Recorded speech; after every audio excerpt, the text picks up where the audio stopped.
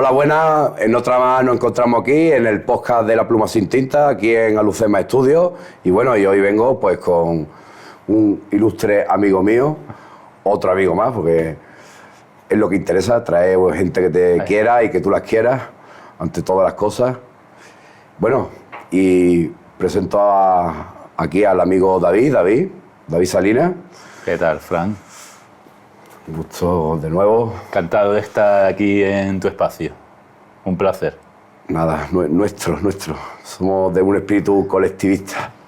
Totalmente. Hay que tener amigos, hay que estar bien rodeado. Súper importante. Súper importante.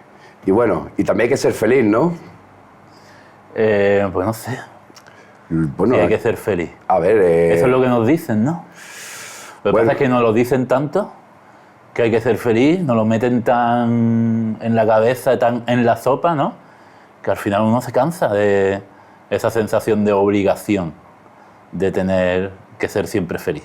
Exacto. Yo creo que hay que vivir. Y cuando uno vive, pues la felicidad aparece de vez en cuando, en determinados momentos. No parecerá, ¿no? Pero cuando tú piensas, tengo que ser feliz, estás buscando algo que no tienes, por lo tanto te sientes infeliz. Es la paradoja, ¿no? La paradoja de la felicidad. Bueno, también hay que decir de que David es psicólogo de oficio. De hecho, tenemos aquí uno de los libros que ha escrito, entre tantas de su obra, es La dictadura de la felicidad, ¿no? Exactamente. 2021, La dictadura de la felicidad, mi segundo libro. ¿Qué es tu segundo libro? Sí, bueno, el primero lo escribí hace un montón de tiempo y es un libro más centrado en el estrés, ¿no? Prevención y afrontamiento del estrés laboral. Y este ya es un libro que escribí, pues, 2019, quizás lo empecé por aquella época, y que publiqué post-pandemia. Afortunadamente se puede publicar post-pandemia y que es más orientado a cualquier tipo de público. Y que creo que es muy necesario conocer qué es la dictadura de la felicidad y reconocer que vivimos en una dictadura de la felicidad. Ajá, pues claro, ese, digamos, es obviamente el tema y principal y sobre lo que gira, digamos, la... Toco muchos temas en el libro. Hablo del amor, hablo de la autoestima, hablo de nuestra relación con la mente, con los pensamientos, con las expectativas. Pero sí, al final todo está relacionado con ese concepto que se ha puesto tan de moda, tan en auge, ¿no? Que ahora todo el mundo está hablando de la felicidad, ¿no? Precisamente porque estamos buscando algo que no tenemos, ¿no? Claro, es que ahí es donde es como te has dicho antes, ¿no? Lo paradójico, ¿no? Uh-huh. Es decir, de que, oye, tengo que buscar en lo externo, ¿no?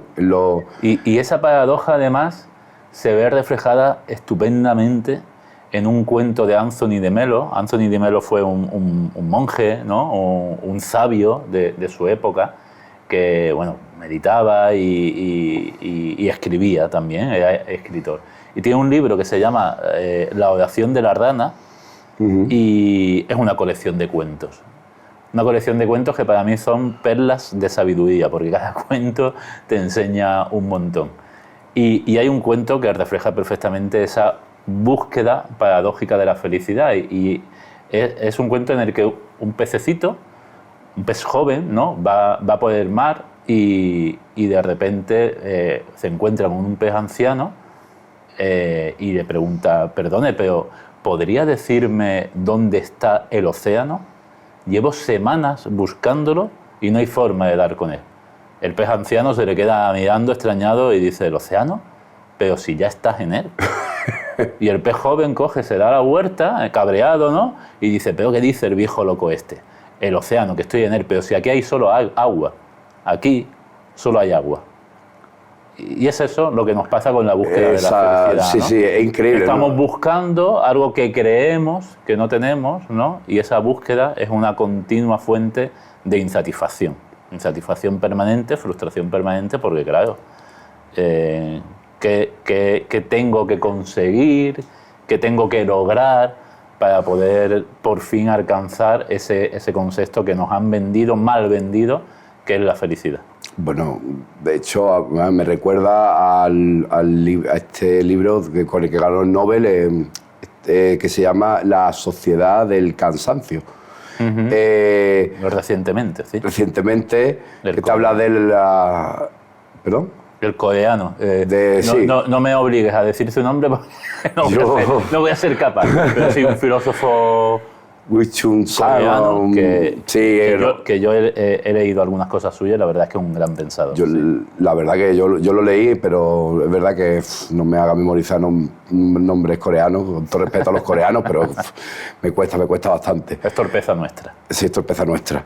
Pero sí, bueno, el concepto clave estaba, digamos, en el concepto, digamos, sí, es decir, explica bastante bien al hombre autómata, ¿no? Es decir, de que el hombre autómata es, digamos, pues, un hombre que, a diferencia de en otras épocas, en épocas del feudalismo y demás, de que está, digamos, esclavizado, sometido externamente, bueno, a través de otra figura, que es la figura del explotador, en este caso es que se autoexplota. Se autoexplota, ¿cómo? Mentalmente, que desde la creación de expectativas, desde la autoexigencia, la sensación de no pertenencia, a la baja autoestima, en fin, todo este tipo de cosas, ¿no? Y ese concepto se relaciona, tiene que ver bastante con la dictadura de la felicidad, porque cuando a mí me han visto el libro, me han dicho, la dictadura de la felicidad, ¿eso qué es? Que siempre tenemos que estar felices, ¿no? Siempre tenemos que estar contentos, y es verdad que en parte eso también es dictadura de la felicidad, la idea, la sensación de que tenemos que estar bien todo el tiempo y no se nos está permitido conectar con nuestra tristeza o conectar con nuestras inseguridades o simplemente pues estar de bajón y no estar particularmente bien, ¿no? Parece asociamos momentos de infelicidad que son totalmente inherentes a la vida con fracaso, ¿no? Y como nadie quiere fracasar y nadie quiere sentirse un fracasado, pues permanentemente tengo que esforzarme por estar bien. Eso es dictadura de la felicidad, pero también es dictadura de la felicidad la sensación de que siempre tengo que hacer algo y siempre tengo que conseguir algo más para alcanzar un estado que no existe, porque la felicidad sí que existe, pero la felicidad no es como nos la venden, no es una meta, no es un objetivo, no es algo que consigues con determinados logros, ¿no? Se nos ha vendido que, bueno, pues para ser feliz, ¿qué es lo que tengo que hacer? Pues tengo que sacarme una carrera, conseguir un trabajo, casarme, tener hijos, comprarme una casa, después me compro una casa más grande con jardín, ¿no? Y así siempre hay algo que hacer, algo más que hacer para poder ser feliz, con lo cual nunca al final llego a sentirme feliz, ¿no? Exactamente. Sí. No, tal cual. Y se relaciona bastante con ese concepto que tú mencionabas de la autoexplotación, porque sí, al final vivimos constantemente. No te esfuerces tanto, coño. Relájate, descansa, porque lo mismo al relajarte y al descansar, ahí vas a encontrar un ratito de felicidad. Es decir, que digamos que el océano está aquí.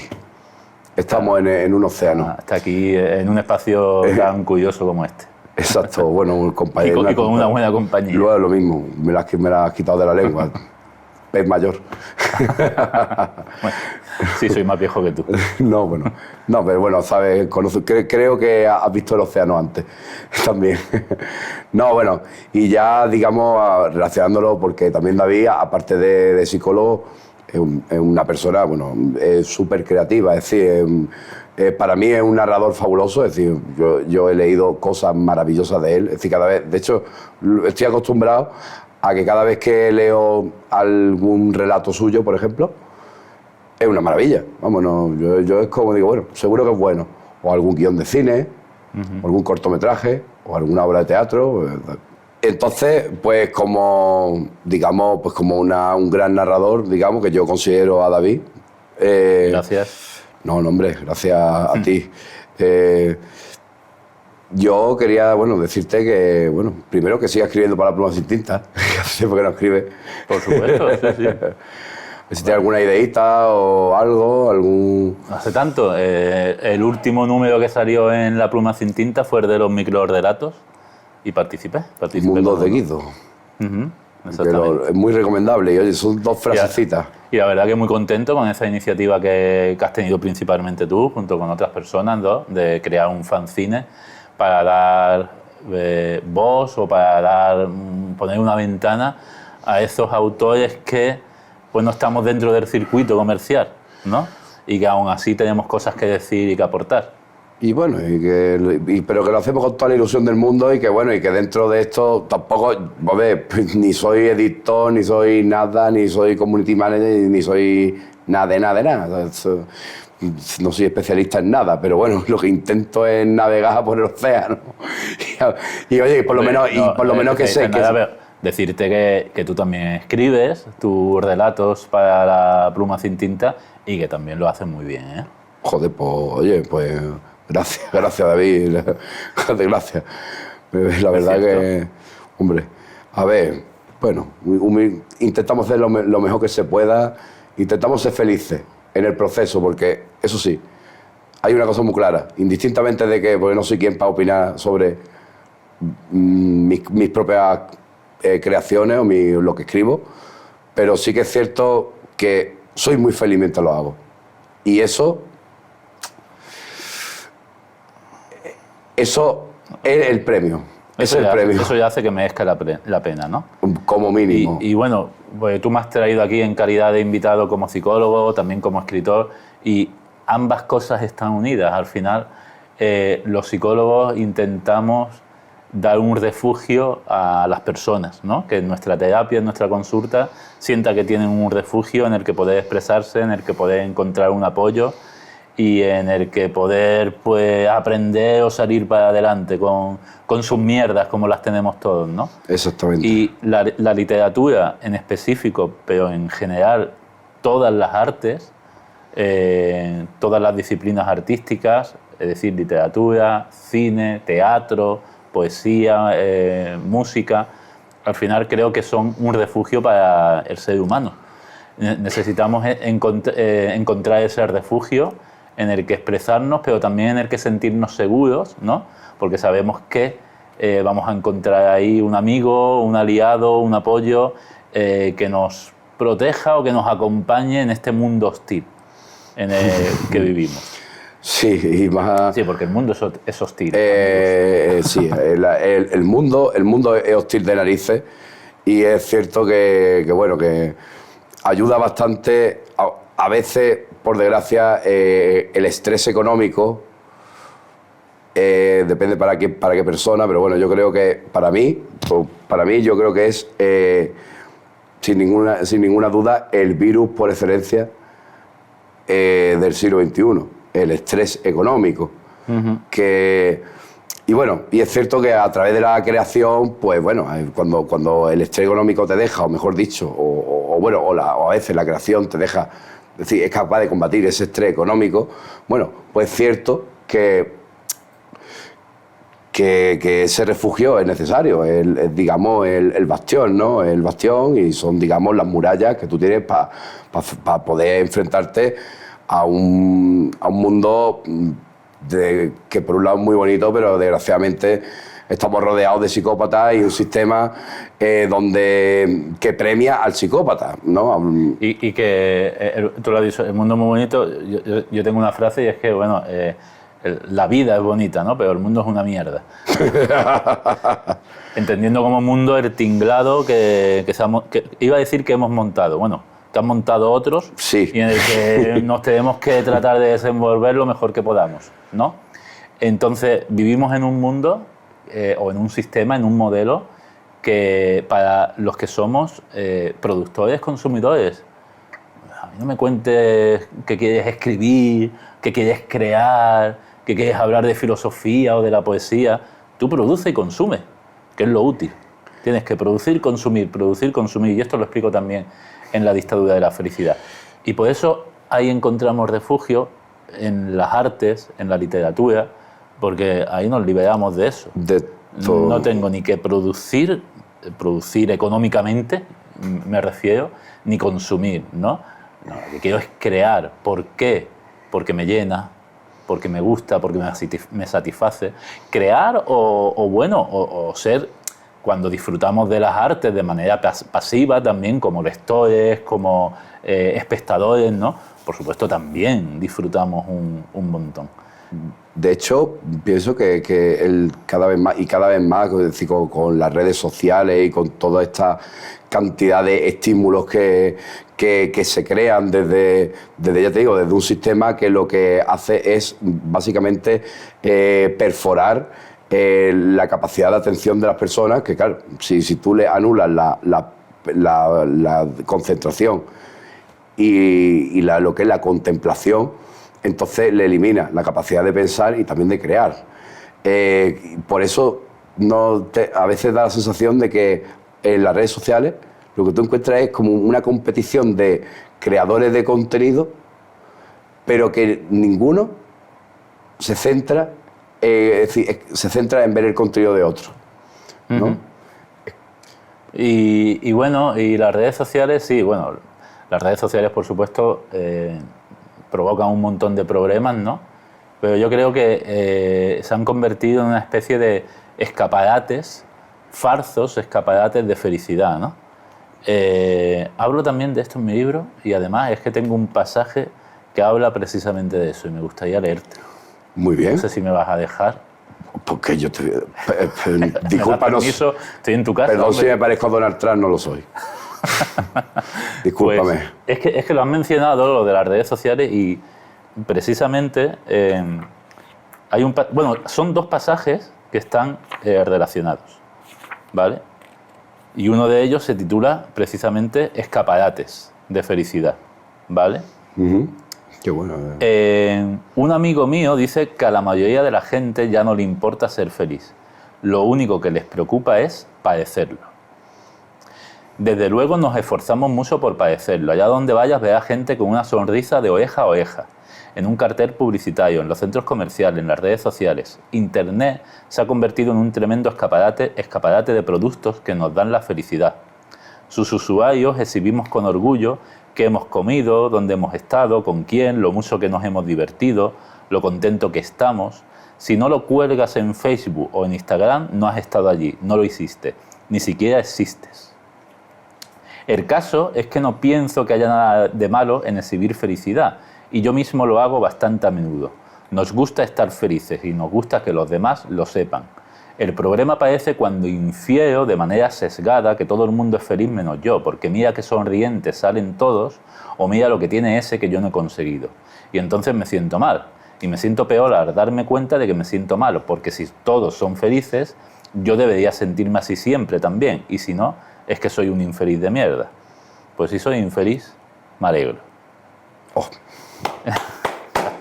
Este es un pasaje y lo quiero relacionar con otro que se titula La belleza del dolor.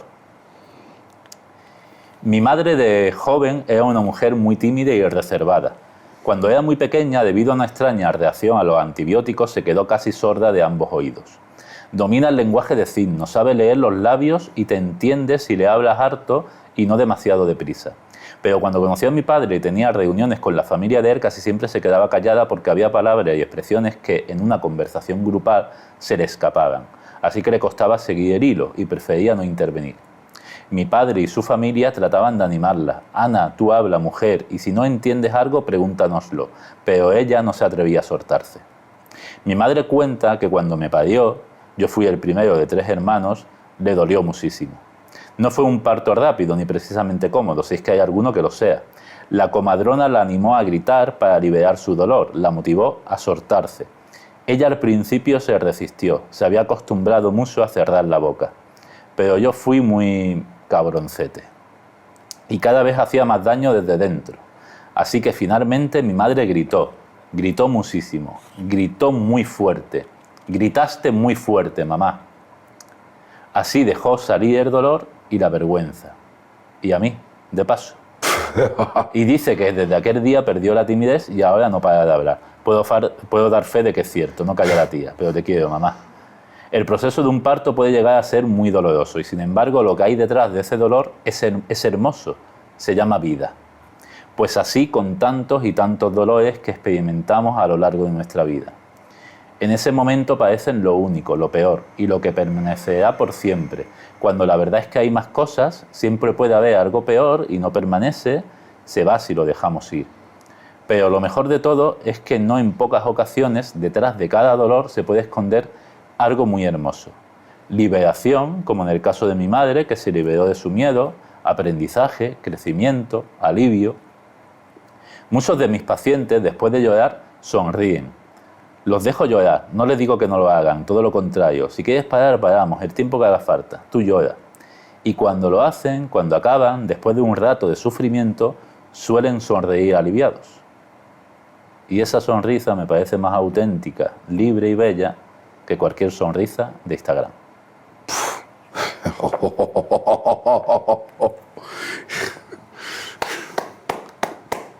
Por favor.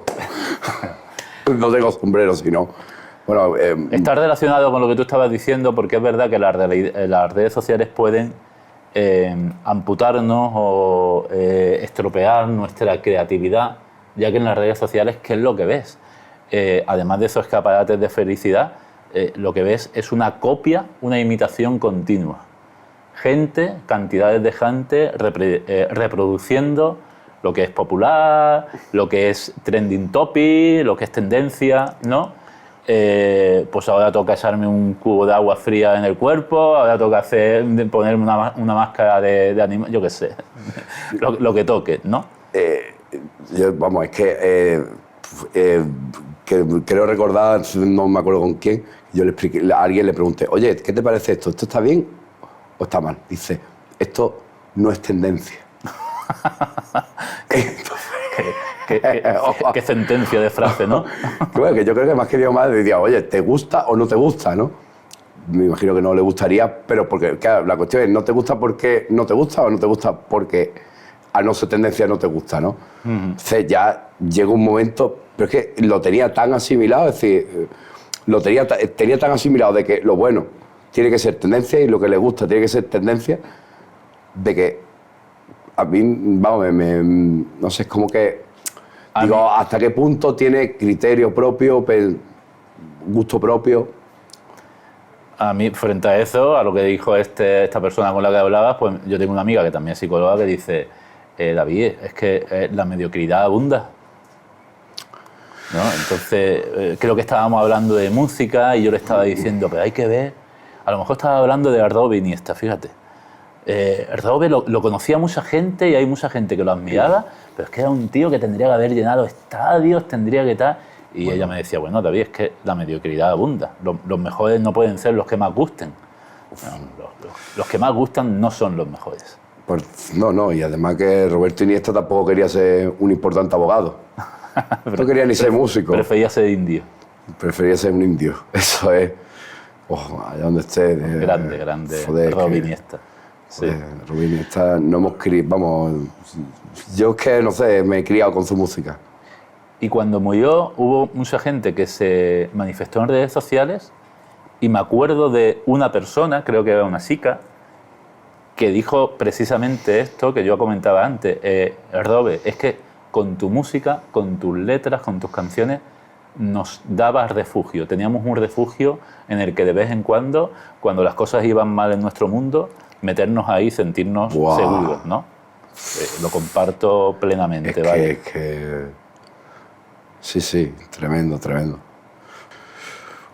Bueno, David, la literatura entonces es el refugio, o el arte. El arte en general y la literatura en particular son refugios que necesitamos para refugiarnos, ¿no? Valga la redundancia, de ese mundo hostil en el que vivimos. De este mundo hostil. Y una manera de refugiarnos en este mundo hostil en el que vivimos es incluso creando personajes, bueno, un poco a los Chaplin en El Gran Dictador, ¿no? Es decir, creando personajes tan exagerados que, desgraciadamente, forman parte de este mundo hostil y además es que están en los altos cargos de poder, que es lo más preocupante, ¿no? Sí, a veces la realidad sí que supera la ficción. ¿no? Yo me he dado cuenta. Te has dado cuenta tú también, ¿no? Sobre todo por el oficio, por mi oficio, en el taxi me di cuenta de que la realidad supera con creces, pero con muchas creces la realidad supera la ficción. Eso está clarísimo. Pero Claro, tú eres taxista, por lo tanto habrás conocido a gente de todo tipo. Y bueno, también me habrás hecho la competencia, por supuesto, ¿no? Habrás hecho alguna vez de psicólogo, imagino. no, pero no cobro menos. Cobro menos. Por hora cobro menos, créeme. Pero sí, he tenido que hacer de psicólogo por supervivencia, más que nada. Porque había veces que he tenido que hacer de psicólogo para que no me maten. Literal, esto te lo digo en serio. No sé cómo lo conseguí, pero lo hice. Vi el océano. Y bueno, pero más allá de...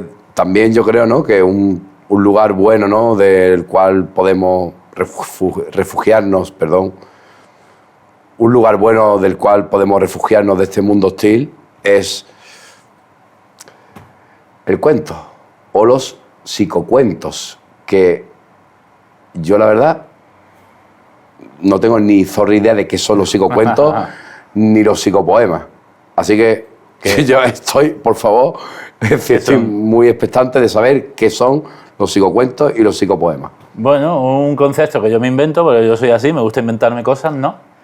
Y creé un espectáculo que se llamó Mis idas de olla, un psicólogo al borde de una crisis existencial, que no era una obra de teatro, era un espectáculo de artes escénicas que fusionaba distintas artes escénicas, el microteatro, la impro, ¿qué más hacíamos?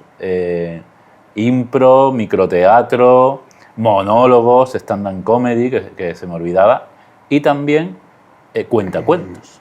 Lo que pasa es que yo lo llamo psicocuentos y psicopoemas cuando eran poesías, ¿no? Porque tienen algún tipo de mensaje, relación, aprendizaje que conecta con nuestro bienestar, nuestra salud mental, la felicidad o simplemente, pues bueno, aprender cosas que nos sirvan para estar bien en el día a día. Y yo creo, entiendo, así, sin haber leído ninguno, entiendo que psicocuento puede ser, por ejemplo, el que me has contado del océano, ¿no? Por supuesto, sí. Pues un ejemplo, es decir, que tiene una... Anthony Di Mello no lo llamó así, psicocuento, ¿no? Pero al final, en cualquier historia no, pero en muchas historias de cine, de teatro, de literatura, de poesía, encontramos esas perlas de sabiduría que nos pueden servir para eso, para aprender a vivir mejor.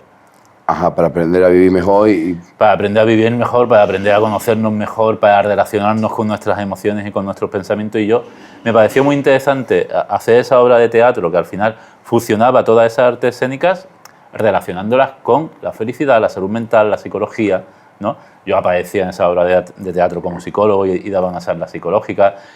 Lo hacía con dos actores, ¿no?, que ellos hacían la parte pues, más artística de la obra, pero al final era todo eso, utilizar las artes de una manera que fuera evidente, ¿no?, para conectar con nuestra psique, con nuestro mundo interior y enseñarnos a vivir mejor. Qué bien, qué bueno, ¿no? Y además, ya digo, me parece fantástico además este tipo de emprendimiento artístico que son además valientes, son originales y además, ya te digo, tienden a fusionar o tienden también, digamos, a hacer, es como crear también metaliteratura, es decir, salirte dentro de la literatura para luego entrar, o bueno, metateatro, como queramos llamarlo, ¿no? Es decir, porque son elementos, ¿no? Son elementos que se introducen pues, para que el mismo espectador o lector, o como lo queramos llamar, pues pueda, es decir, pues pueda conectarse, como tú bien dices, más, ¿no?, con la narración y también, como también has dicho, pues bueno, que sea... interior. Exacto, con su propio yo interior y que sea terapéutico, ¿no? Que sea algo... Exactamente, al final se trata de hacer de esas artes un espacio terapéutico. hice una segunda obra de arte escénica que tenía la misma estructura que la primera, que se llamó El poder transformador de las historias. Sí. Y ahí es cuando empecé a llamar esos cuentos y esos poemas psicocuentos y psicopoemas. Y es precisamente eso, al final, las historias que leemos, que vemos en cine, las canciones que escuchamos, nos transforman, ¿vale?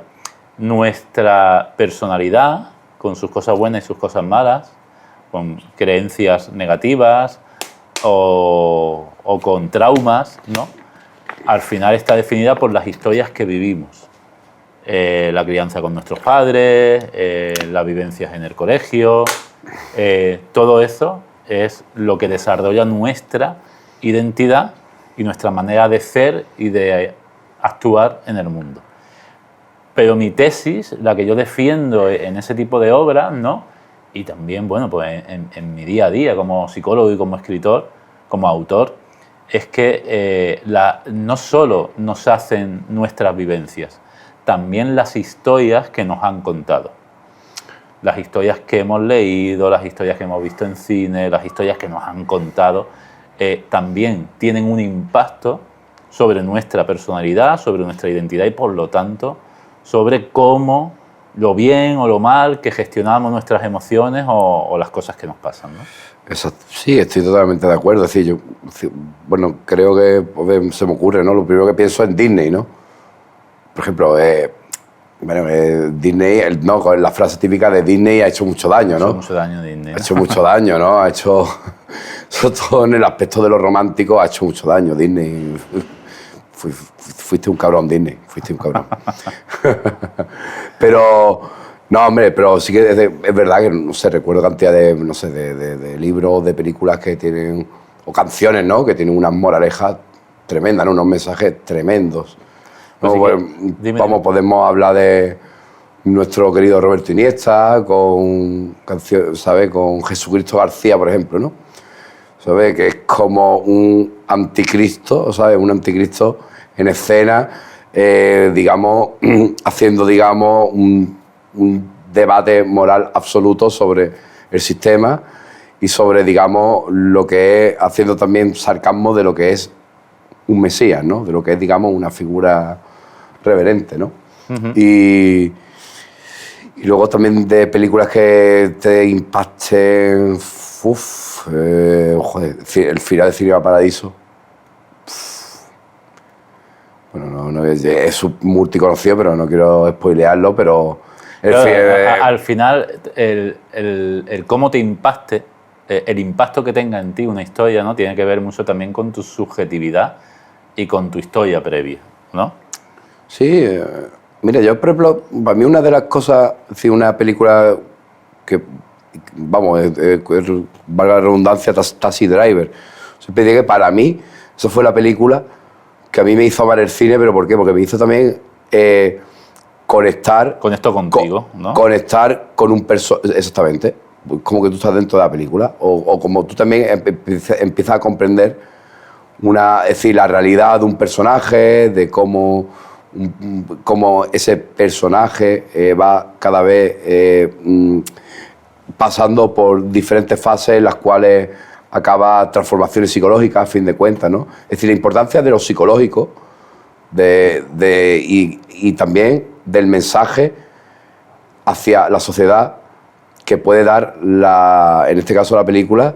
Bueno, y además incluso con sus recursos visuales, que esa es otra, ¿no? Es decir, la película tiene unos planos detalles y una serie de cámaras en movimiento y unas escenas, pues, como cuando habla a cámara, ¿no? Are you talking with... Está hablando conmigo. O sea, una serie de recursos... Habla al espejo. Habla al espejo, perdón. ¿Lo has hecho tú también, Fran?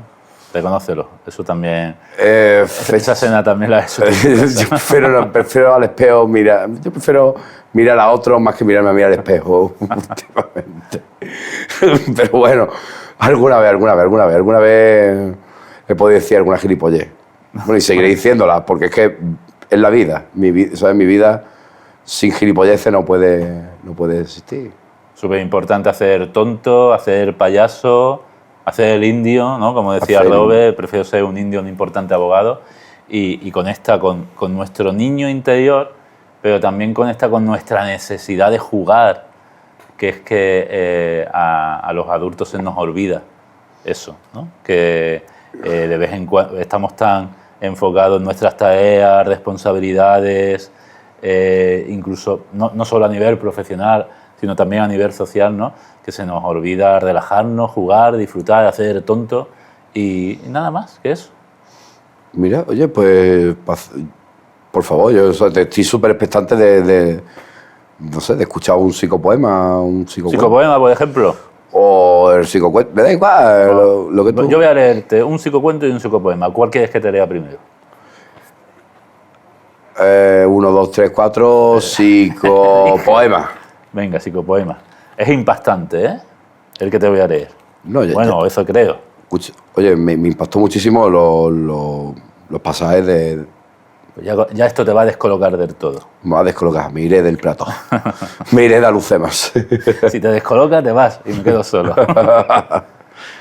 Una nota en la mochila. Te follo, te parto, te reviento.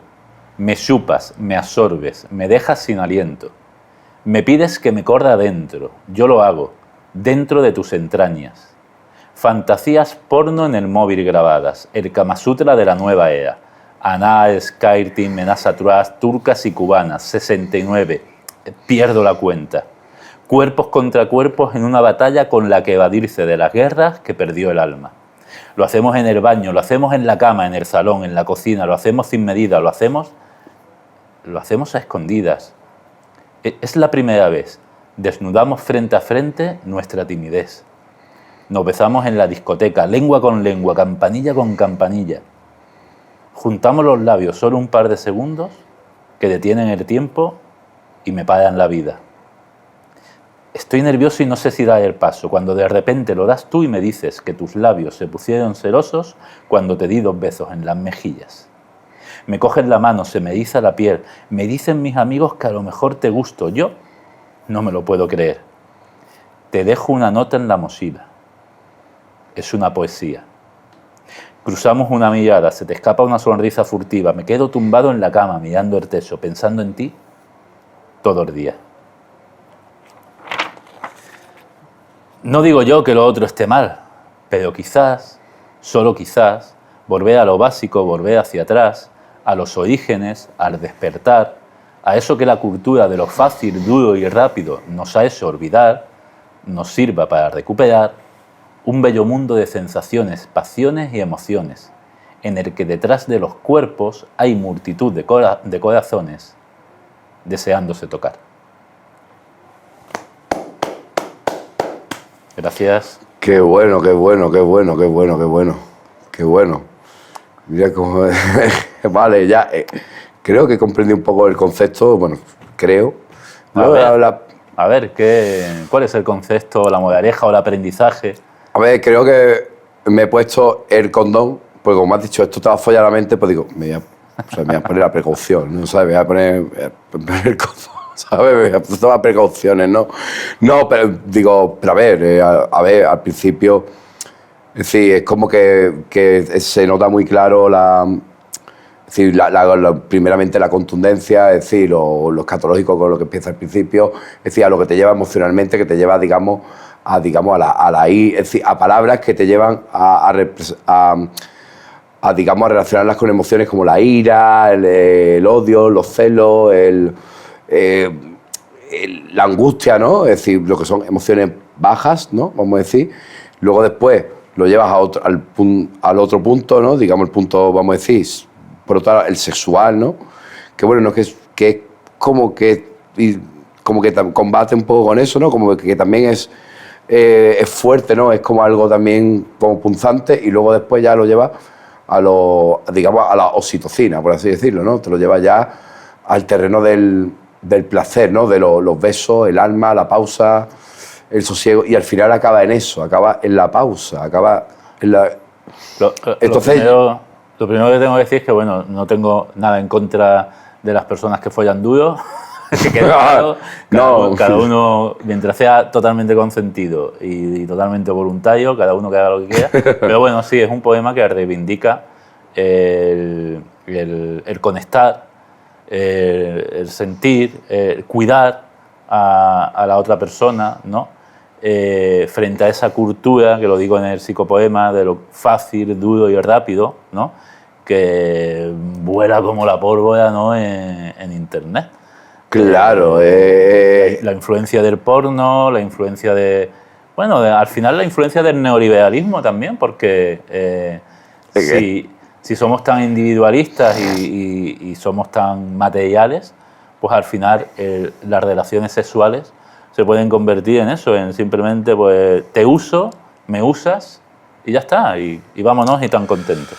Y mientras sea algo voluntario y sea algo consentido, pues ya está, no le veo ningún problema, pero no nos olvidemos, creo que es importante recuperar esa parte de tratar de conectar no solo sexualmente, sino también emocionalmente, íntimamente con la persona. Espiritualmente. Sí.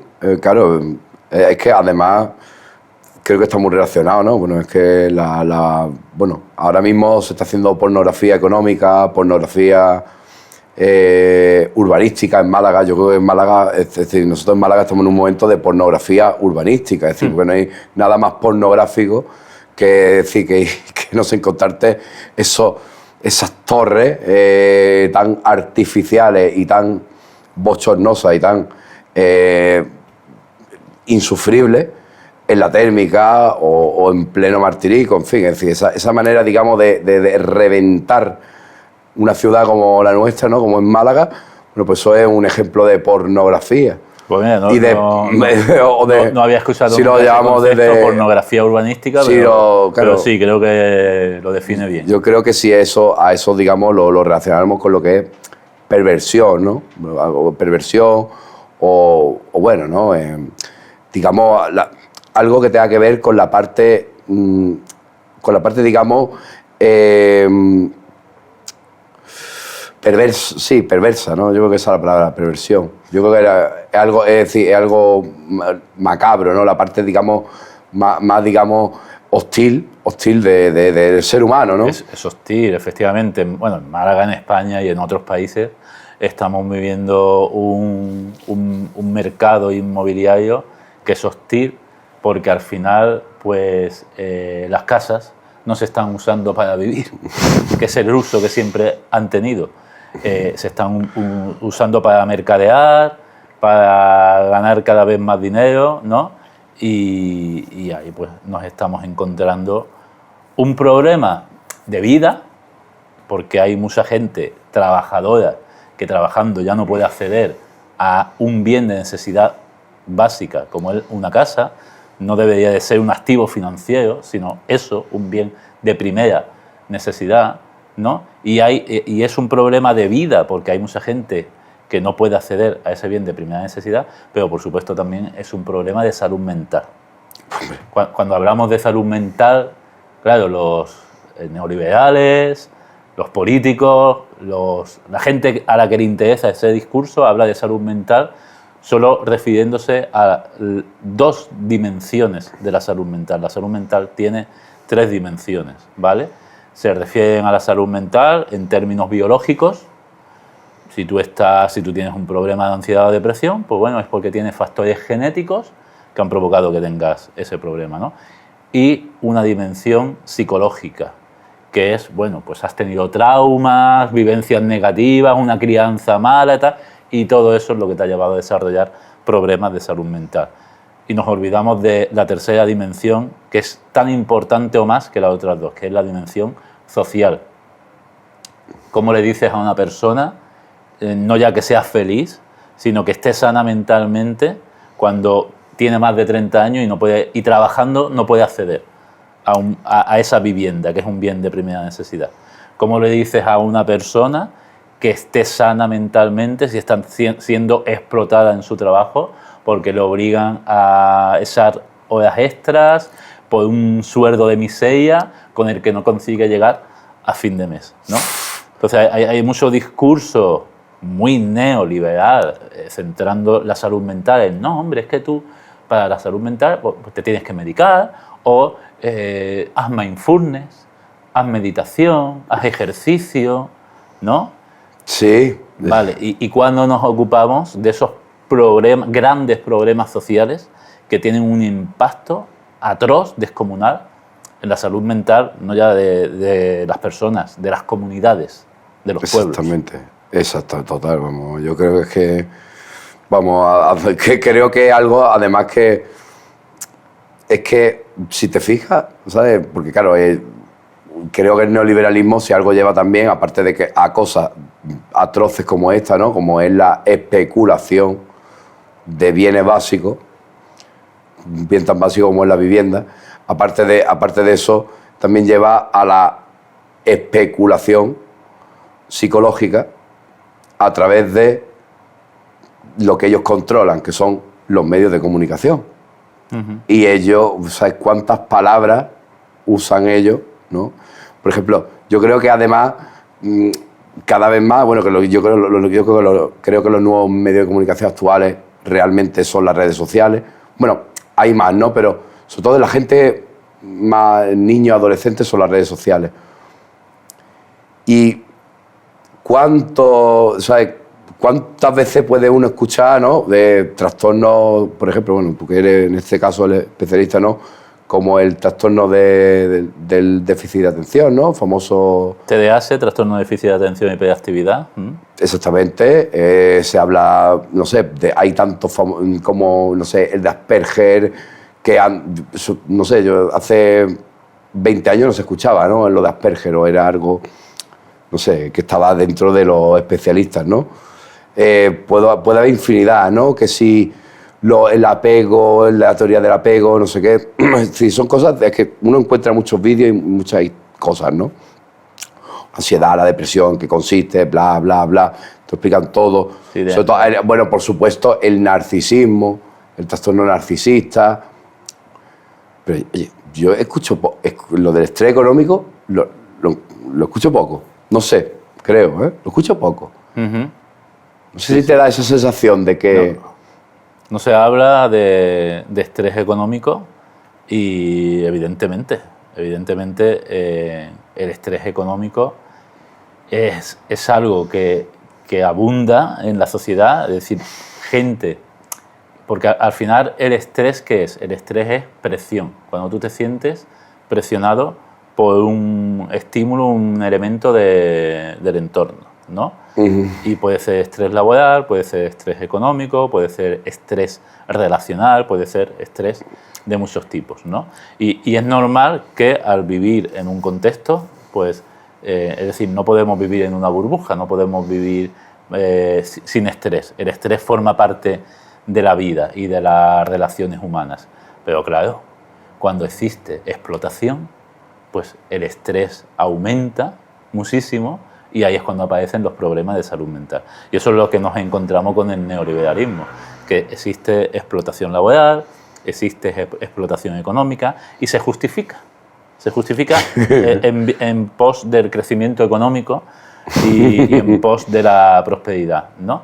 Yo, como psicólogo de verdad, y estoy convencido de que no soy el único que piensa de esta manera y que los psicólogos tendríamos que decir cada vez con la voz más alta que el neoliberalismo es perjudicial para la salud mental. Bueno, vivir en un modelo de vida que es competitivo, que es individualista y que encima da barra libre a los mercados y a las organizaciones para que se priorice la propiedad privada, se priorice la productividad, se priorice el crecimiento económico por encima del bienestar y de la salud mental de las personas. Y se ve claramente en el tema de la vivienda. Si estamos viviendo este problema, si se están alquilando y vendiendo casas a precios tan caros que no son asumibles por la clase trabajadora, es porque se prioriza la propiedad privada y el derecho a ganar dinero con la propiedad privada por encima del derecho a tener una casa. No, es que... Y eso, pues, lógicamente, no solo perjudica nuestra calidad de vida, también perjudica seriamente a nuestra salud mental. Y eso es neoliberalismo. Neoliberalismo es barra libre para los mercados. Los mercados mandan, pueden hacer lo que quieran, ¿no? Y la dignidad de las personas, y entre esa dignidad, pues la salud mental de las personas, quedan al margen. Luego, sí, no, es totalmente. Es decir, ya desde hace años, bueno, yo creo que desde que tengo uso de razón, es decir, siempre he sentido de que estamos en un sistema en el cual lo material está por encima, queda por encima de lo humano. Entonces se prioriza el capital material por encima del capital humano, que somos las personas, que somos... Sí, porque no nos olvidemos de ese capital, ¿no? De ese activo, es decir, de esa parte, digamos, Pero claro, cuando tú eliminas, ¿no? Cuando tú eliminas al individuo, al individuo, tú lo quieres alienar a través de la priorización de sus necesidades por encima de las necesidades de todos, entonces se construye, digamos, una cultura de la explotación, de todo por el yo, todo por mí, todo por lo material. Es decir, ¿sabes? Mi Ferrari vale más de que la persona que está en África muriéndose de hambre. Y los neoliberales ultras, tipo Milei, tipo Ayuso aquí en España, tipo Donald Trump, ¿no? Esos neoliberales ultras lo dicen claramente, ¿no? Libertad. Se les llena la boca con libertad. Pero sí. lo que están defendiendo es egoísmo. Libertad individual. ¿Pero libertad para qué? Libertad para enriquecerme. Libertad para poder explotar, ¿no? Sí, una libertad que es egoísta y que es carente de responsabilidad.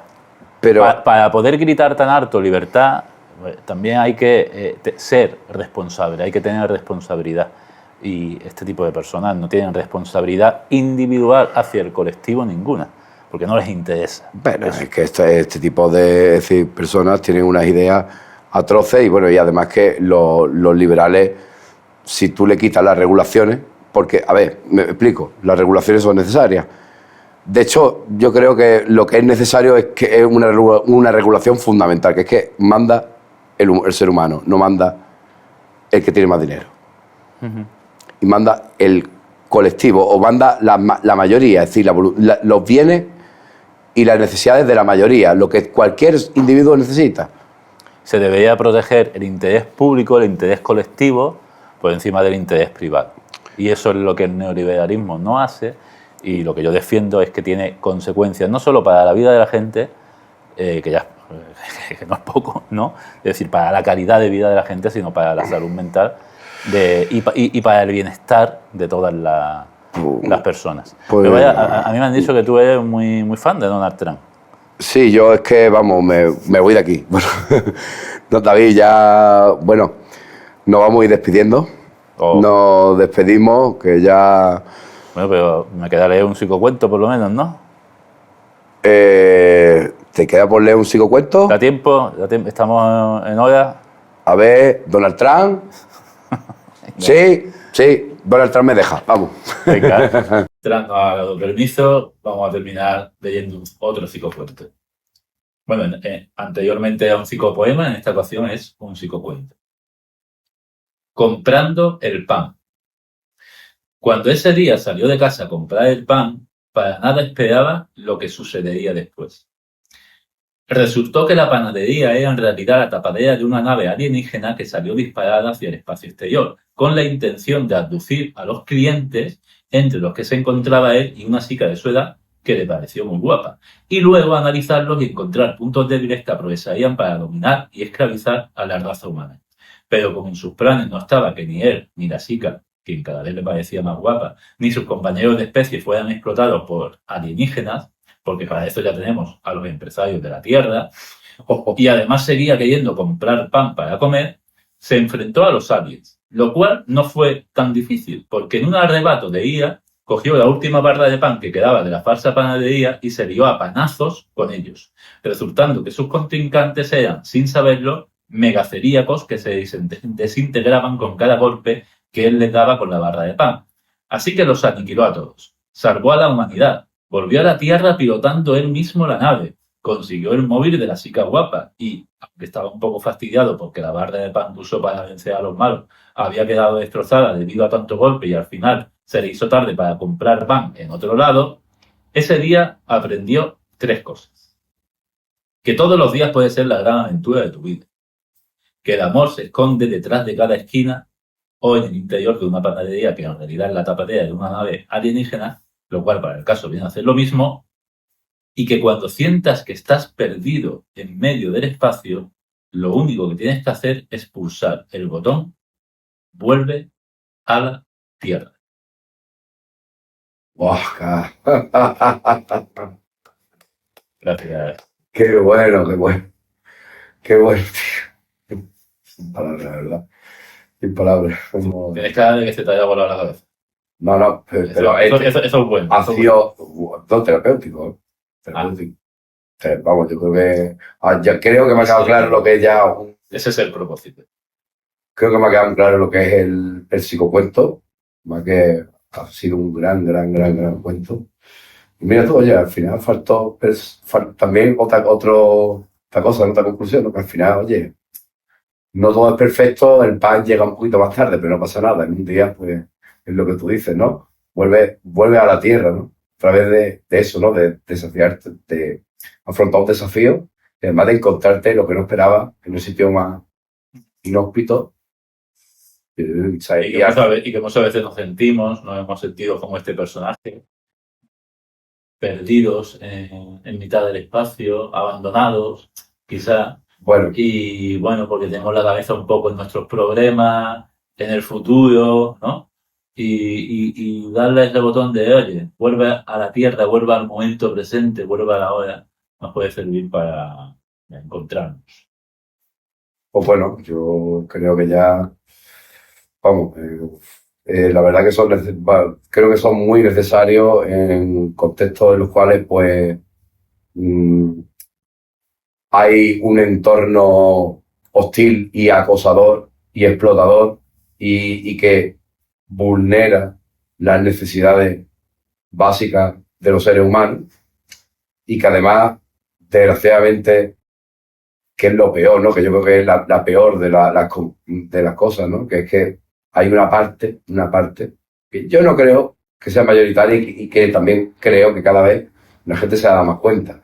Pero hay una parte muy importante a la que, desgraciadamente, le han robado su pensamiento. Y esa es la conquista más, digamos, bueno, la parte más terrible, ¿no? Sí, la conquista más terrible del neoliberalismo, que me gusta llamarlo el capitalismo. Es decir, que es la dictadura del capital. Aunque, claro, lo buscas en Google y te dice que es el sistema que protege la propiedad privada, el libre mercado, super libre mercado, el mercado este que tú dices de Ayuso. Sí, cuando yo hablo de neoliberalismo es capitalismo, por supuesto, pero es capitalismo quizá a un nivel más alto, más elevado, capitalismo salvaje, capitalismo egoísta, ¿no? Un capitalismo 2.0. Es que el capitalismo es el feudalismo en una careta. El capital. Bueno. Es decir, es un sistema donde lo humano siempre se basa en lo mismo. Es decir, lo tecnológico. Ahora ya dicen que lo tecnológico. Siempre van a usar, por supuesto, esa es otra cosa, hacen pornografía con el lenguaje. Siempre van a darle unas connotaciones diferentes, ¿no?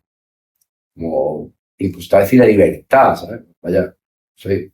¿Qué tendrá que ver? Es decir, la libertad, es decir, ya te digo, no sé, la libertad de los griegos, por ejemplo, pero de los primeros racionalistas, ¿qué tendrá que ver eso con la libertad que te puedes poner un dirigente de este tipo? O bueno, ya ni me menciones los que no hablan en los medios, que son los que mandan de verdad. Entonces, vamos a dejarnos de tonterías. Es decir, el capitalismo es el feudalismo, pero convertido. Que ahora ya para eso del esclavo, vale, sí, el esclavo no existe. Se puede decir que somos todos patricios. Pero en teoría, pero luego en la práctica somos esclavos. Sí. Entonces, sigue existiendo la esclavitud, Sigue existiendo la explotación y Y sigue existiendo, perdón, bueno, otra cosa también, ¿no? La clase media. La clase media, no, no, perdón, que el otro día llamaba a una mujer, y una mujer en el taxi decía, está desapareciendo la clase media. Digo, pero señora, cuando ha existido, ¿no? señora, solo hay dos tipos de clases sociales. Es decir, la sometedora y la sometida. Es decir, la que vive muy, es decir, la que vive en la redundancia, la que vive en una insultante abundancia, es decir, la que vive ya en la, digamos, que ya para mí es vulgar, en la opulencia, es decir, está la clase que vive ya en la opulencia, que vive en el exceso, y luego la clase que en mayor o menor medida vive sometida. Parte desde -1000, -2000, -3000, menos capital. Tú partes desde menos tanto de capital. Ya está. Y eso es una manera ahí empieza ese estrés. Ya ni te digo el estrés del que no es que parta desde -50.000, sino que parte desde que ni el pan. Bueno, y las neveras yo cada vez las veo los veo más vacías. Es decir, cuando yo era chico, es decir, en la época de las pesetas, las neveras de las casas, por norma general, estaban más llenas que ahora. Entonces es verdad que ahora hay más tablets, más móviles, hay Más distracciones. más distracciones, pero... Ah, y la vivienda se pagaba en 7 años, 5, estaba el banco hipotecario. En fin, había por lo menos una ética, una medio ética, ¿no? Dentro de que estábamos en el capitalismo. Pero ahora yo creo que estamos padeciendo las cositas, ¿no? De la liberalización del suelo, la privatización de los sectores estratégicos. Y bueno, En fin, no es una mierda. no, Pero la vida bonita. la vida es bonita, el mundo es una mierda y siempre tenemos un lugar al que acudir para encontrar refugio. Muy bien. Pues nada, David. Ahora sí, me despido. Encantado, Fran. Pero... Gracias por invitarme. No. Por favor. Gracias a ti. Vamos, Un placer. no sé, ha sido una felicidad dictatorial este podcast. Así que bueno, nos despedimos. Si quieres se suscribe, si quieres no se suscribe, si quieres da like, si no, no se lo dé, la verdad. Importa un pimiento. Hagan lo que la dictadura de la felicidad, de vuestra felicidad, os diga, pero por favor, piensen en el otro. Piensen en que hay gente que no tiene casa en 2026. Y esto se tiene que decir. Y gente que no tiene para comer. Y eso se tiene que decir. Así que buenas tardes y disfruten. Y nada, David. Hasta luego. Hasta pronto.